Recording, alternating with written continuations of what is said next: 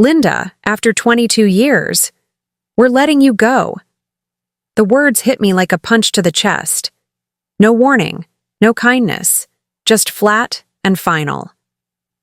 I sat across from the man who had once promised me job security, loyalty, and a future, my boss of 2 decades.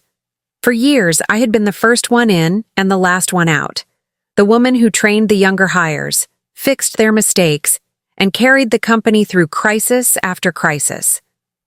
And now, in less than a minute, I was being erased. No severance package had been mentioned. No thank you for the years of missed birthdays, late nights, or weekends sacrificed. Just one cold line that shattered everything. "Your position has been eliminated." I didn't cry. I didn't argue. I didn't beg. I simply nodded once, stood up, and walked out. My heart was screaming, but my face was stone.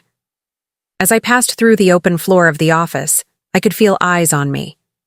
Younger employees, some of whom I had personally trained, quickly lowered their gaze to their screens. But their silence was louder than any words. They all knew. The whispers had already started. I reached my desk.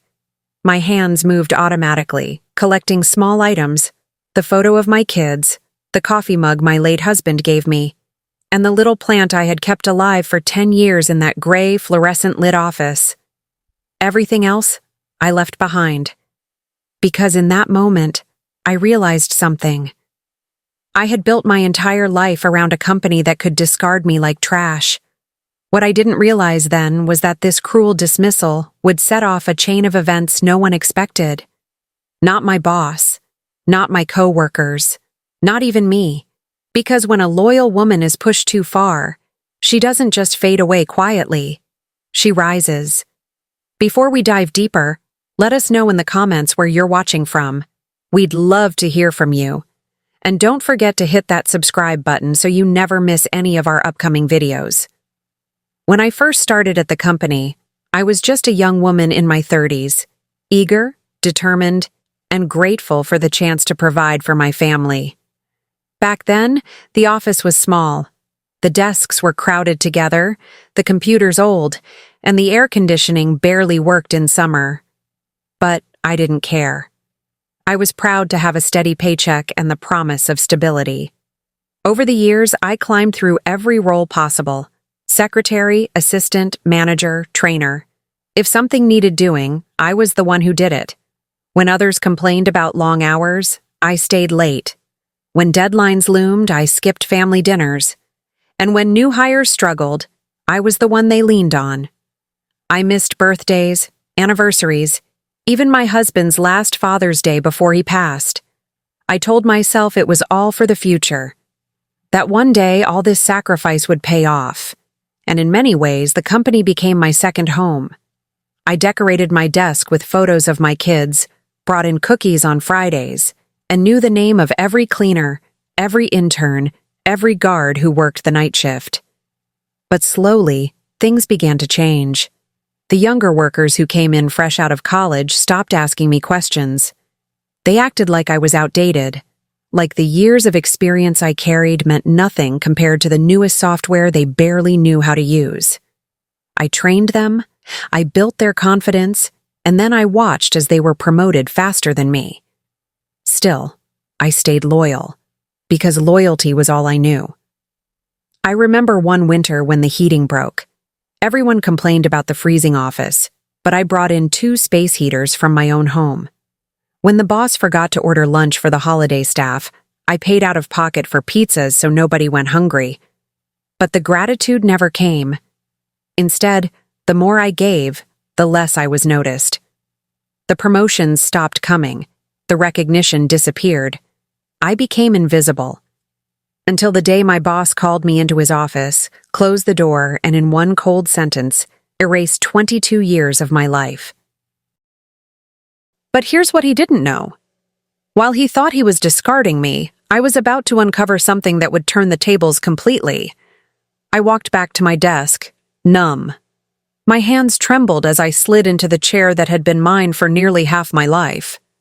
Around me, younger employees whispered, their eyes darting my way before quickly sinking back into their screens.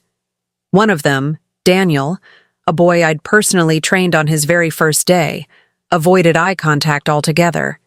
Just weeks ago, he'd been asking me how to navigate our old systems, desperate for help. Now he wouldn't even glance my way. I forced a smile, though my chest burned. "Don't worry," I whispered to myself. "You'll survive this. You always do." But something inside me said this wasn't just about downsizing. Something was off. That afternoon, while packing my things into the cardboard box they'd given me, I noticed a folder left open on my boss's desk. My name was scribbled across the top, underlined twice. Curiosity tugged at me, but I shut it fast. "Don't do it, Linda. Walk away." Still, I couldn't ignore the feeling. Years of loyalty had taught me how the company worked, and how it hid things. That night, I couldn't sleep. The words replayed in my head. "After 17 years, we're eliminating your position, eliminating me, as if I was nothing." The next morning, I returned early, before most staff arrived. Security still knew me, waved me through without question. My access badge hadn't been deactivated yet. Their mistake. I walked past the darkened cubicles, the hum of the vending machine the only sound. My heart pounded as I stepped into the records room, a place I'd organized myself countless times. I typed in my login, half expecting it to be blocked. To my surprise, the system opened smoothly. Files appeared on the screen, one after another. I searched my name, and there it was. Not just termination, but asset liquidation plan. I frowned. Clicking deeper, I saw something that made my breath catch. My retirement fund, the one I'd sacrificed raises and bonuses to build for years, had been accessed, withdrawn, moved into a general account. "Impossible," I whispered. Just then, I heard footsteps behind me. "Linda, what are you doing here?" I spun around. It was Bethany from marketing. She looked startled, her coat still draped over her arm. I forgot something yesterday," I stammered. "Just catching up." Her eyes darted to the screen, then back to me. Her face tightened. She leaned closer. "Linda, they've been planning this for months. You weren't just let go. You were targeted." My chest tightened. Targeted? For what? She bit her lip, hesitating, then whispered, "Because you know too much." The office lights flickered on as more footsteps echoed down the hall. I quickly logged out, grabbed my bag, and walked out before anyone else could see the panic in my eyes. But I knew one thing for certain. This wasn't just about downsizing. This was war. The next day, I was called into HR for what they called a final meeting. My stomach churned as I walked through the glass doors I had walked through with pride every single day for 17 years. Inside sat my boss, Martin, and two people from HR I barely knew. They didn't even bother to offer me a seat. "Linda," Martin said flatly, folding his hands on the table, "we've completed your transition package. You'll find the details here." He slid a thick envelope across the table. I didn't touch it.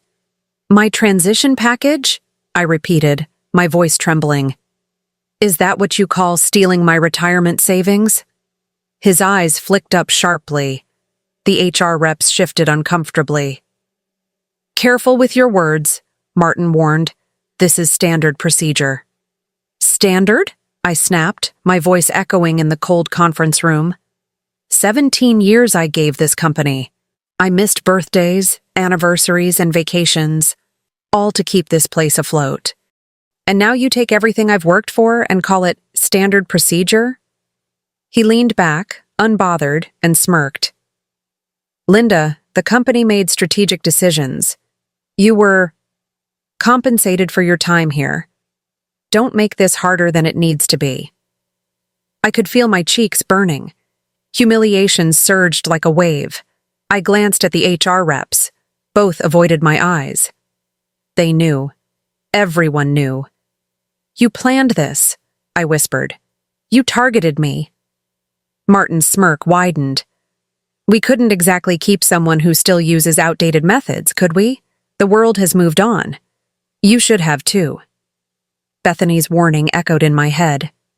"You were targeted because you know too much." I shoved the envelope back across the table. "You'll regret this." For the first time, a flicker of uncertainty crossed Martin's face. I turned and stormed out, the HR reps whispering behind me. The humiliation was complete. They'd stripped me of my job, my savings, and now my dignity. As I reached the lobby, Daniel, the trainee I'd mentored, hurried after me. "Linda," he called. I turned, biting back tears. "I just wanted you to know, it wasn't fair what they did. We all know it," he said softly. "But Martin said if we wanted to keep our jobs, we had to stay out of it." So even my protégés had been forced into silence. I nodded, too broken to reply. Then I walked out of that building, the glass doors shutting behind me like the final slam of a prison gate. But what Martin didn't know, what none of them knew, was that I had nothing left to lose. And that made me dangerous. For 3 days, I didn't leave my house. The humiliation sat like a stone in my chest. Everywhere I looked, the framed photos of my years at the company, the certificates on the wall, they mocked me. But by the 4th morning, something inside me snapped. Martin thought he had buried me. He thought I was just another expendable cog. But he had forgotten one thing. I had built the backbone of that company. I knew its architecture, its flaws, its shortcuts, and more importantly, its secrets. I started by pulling out the old external drives I'd kept over the years, projects, backups, things Martin thought were long erased. As I sifted through them, I found exactly what I needed: proof. Proof of shady contracts, proof of misappropriated funds, proof that Martin had been diverting company resources into his private ventures. My hands trembled as I scrolled. "You arrogant fool," I whispered. "You left the gun fully loaded, and I'm the one holding it." But I didn't just want to expose him. That would be too easy. No, I wanted him to feel the same humiliation he had shoved down my throat. So I waited. The company's annual shareholders' meeting was 2 weeks away, and I knew Martin would be front and center, bragging about record profits, spinning lies, soaking in applause. That would be my stage. But before that day came, I needed allies. Quietly, I reached out to Bethany. Her voice trembled when she answered, "Linda, they're watching me. I can't—" "Bethany," I cut in firmly. "This isn't about me anymore. This is about justice. You said I practically built this place, didn't you? Well, let's finish the job." Silence, then a sharp inhale. "Tell me what you need." One by one, the others followed. Daniel, 2 old colleagues who still respected me.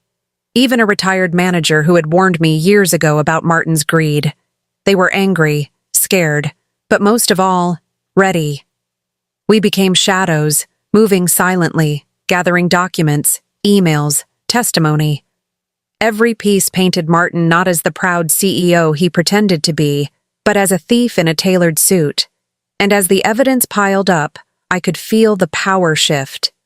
The woman who had walked out of that glass building broken was gone. In her place stood someone sharper, colder, someone who wasn't afraid to burn it all down. As I zipped the last folder shut, I looked at my reflection in the window. My own eyes startled me. Not the tears of betrayal, but the steel of revenge. "This isn't just survival," I whispered. "This is war." The ballroom glittered with chandeliers, polished marble floors, and an audience of shareholders in their finest attire. Martin stood at the podium, radiating arrogance in his sharp gray suit, his gold cufflinks catching the light as he raised a hand for silence. "Ladies and gentlemen," he boomed, "this year has been our most profitable yet. Thanks to my leadership, we've secured contracts worth millions. The future has never looked brighter." Applause thundered. He basked in it, smiling that smug smile I knew too well. I sat quietly in the back row, my scarf pulled low over my face. Nobody noticed me slip in. To them, I was invisible, just as Martin wanted me to be, but not for long. The moderator called for questions. A few polite hands went up. A shareholder asked about projected earnings. Another inquired about overseas expansion. Martin answered smoothly, oozing confidence. Then I stood. "Excuse me," I said, my voice cutting through the murmur. Heads turned. Martin froze, his smile stiffening when he saw me. "Linda?" he stammered. "This isn't the time." "Oh, it's exactly the time," I interrupted. My voice rang with the clarity of someone who had nothing left to lose. "Because these people deserve to know who they're applauding." Gasps rippled across the room. The moderator shifted nervously. "Ma'am, if this isn't a shareholder—" "I am a shareholder," I snapped, pulling the folder from my bag and slamming it on the table. One Martin conveniently forgot when he forced me out. The screens flickered to life as I connected my drive. Documents appeared, contracts, wire transfers, internal memos. The proof I had meticulously gathered. "While Martin parades around like a savior," I continued, "he's been siphoning company funds into his personal accounts. He's falsified contracts, funneled money through shell companies, and lied to every single one of you sitting here tonight." The room erupted. Shareholders whispered fiercely, flipping through copies Bethany and Daniel had slipped onto their seats before the meeting. Martin's face turned crimson. "This is slander," he shouted, pounding the podium. "Is it?" I held up one damning contract, his forged signature glaring under the projector light. "Because this isn't my handwriting, it's yours. And the bank records don't lie. Would you like me to read the amounts aloud?" A woman in the front row stood. "Is this true, Martin?" she demanded. Martin sputtered. "This is taken out of context." Another voice cut in. "We trusted you with our money." The room boiled over. Angry shouts, accusations, calls for his resignation. The same shareholders who once applauded him now turned their fury on him. Martin's mask cracked. Sweat beaded on his forehead as he stumbled from the podium, clutching at words that no longer carried weight. I stood taller. For once, he was the one humiliated. And as security moved forward, whispers of fraud and investigation already swirling, I leaned closer so only he could hear me. "You should have remembered, Martin," I whispered coldly. "I don't start wars, but I finish them." His eyes widened, not in anger this time, but in fear. The fallout was swift. Within 24 hours, Martin's name was splashed across headlines. CEO exposed for fraud during shareholder gala. Veteran wife turns the tables on corrupt husband. The same reporters who once praised his genius now hounded him with cameras flashing, microphones shoved in his face. He barked denials, but the documents I'd released were undeniable. By the end of the week, the board had voted him out. His accounts were frozen, the FBI knocking on his door. Martin, the man who once strutted like a king, now hid behind closed blinds, avoiding the world that once applauded him. And me? For the first time in years, I wasn't hiding. I stood tall in that courtroom when the charges were read. I sat across from Martin as the judge declared him liable for millions in restitution. I didn't flinch when his lawyer tried to paint me as bitter, vengeful. Because the truth stood on my side, line by line, signature by forged signature. Martin was sentenced. Not just for financial crimes, but for the web of lies he spun to maintain his empire. He went from penthouse suites to prison grays. And as he was led away, his eyes darted toward me. But there was no arrogance left. No sneer. No power. Only defeat. I didn't stop there. The company, now under new leadership, reached out to me. Not out of pity, but respect. They offered me a consulting role to help restore integrity. Me, the woman Martin once dismissed as a naive military wife. I didn't take the job. Instead, I used my settlement money and the shareholdings I reclaimed to open something new, a foundation for military spouses betrayed by the very people who vowed to love them. A safe place, a resource, a chance to rebuild. Because my story wasn't just about revenge. It was about survival. About showing women like me that we are never as powerless as we are made to feel. The letters started coming in, from women across the country, from wives who'd been silenced, widows who'd been cheated, daughters who'd seen their mothers broken. They wrote to say, "Because of you, I found the courage to fight back." And that, more than court victories or news headlines, was the truest justice. As for me, I bought a small home by the coast. Nothing flashy, but mine. A quiet place where I could hear the waves crash, sip my morning coffee, and feel peace. Real peace. For the first time in years. Sometimes I think about Martin, sitting in his cell, replaying the moment his empire crumbled with me standing before him. And I smile. Because in the end, I didn't just win back what he tried to steal. I won myself back. And that's how I turned betrayal into my greatest revenge.